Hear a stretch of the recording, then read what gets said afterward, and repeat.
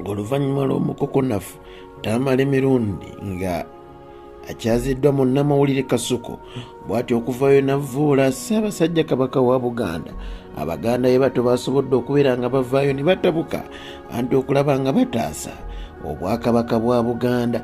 Amannya muzikwa Alhaji Abdul Munyamushafi Kulwanga mugamba mutabanywanyi Kansulenti enkuyege zikyabakubira enduulu. Mu mbeera ya Gunsinze aliwa bitono ye eyakyazizza era omukubiriza wa puroguramu eno amanyikidde nga Kasuku Wazabanga bw'atyo yasinziddeko mu kutu gwennyini ne yeetondera Obuganda n'abo abawakoseddwa ku bigambo by'omukukunavu Tamale emirundi nti naye ekizibu kye yakoze yeetondedde Obuganda naye yeetonze mu Luzungu. Bw'atyo omukukunavu Tamale emirundi bw'atyo oluvannyuma lwa Kasuku okwetonda kulwa Tamale emirundi okwogera ku bulwadde wamu n'enfaanana ya Ssaabasajja Kabaka wa Buganda. Kino kyaddiridde oluvannyuma lw'amafumu ag'ebigambo agabadde gava mu baana ba Nnambi era nga n'abamu bagamba nti bano baboolebwe.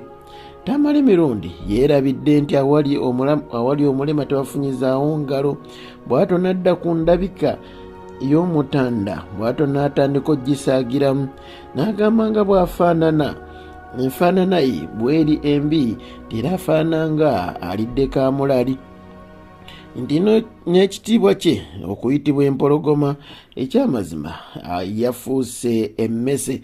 Kasuku bw'atyo teyanyiza ekigambo kyonna era bw'atyo yabadde asirise bwekye. Bino ebigambo byatanudde Abaganda era bwe batyo ne bagusalira Kasuku okufulumya akatambi kano ng'ate naye musajja Muganda nga tuggyeko okuvvoola omuterega wamu n'okusaagira mu bulwadde omubala embiriizi.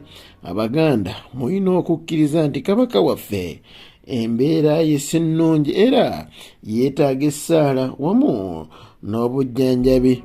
Kino kirina okubeera nga kikolebwa mu bwangu ng'ekizimba tekinnasamba ddagala. Tuve mu mbeera y'ekyatta omwami nakimanya nga bakubuuza lwaki tewayogera ebyo nno bigambo byange nga Shafi Kulwanga ku lwa Buganda, kubanga ekyamazima wadde tuli ku mukukunavu Tamale emirundi kuba ye yayogedde avvoola naye tukkirize omuterega embeera ye si nnungi yeetaaga obujjanjabi. Abaganda keekadde tulabe nga omuterega atereera ate Mukama Katonda tusaba atukwasizeeko essaala kikulu wamu n'okunoonya obujjanjabi.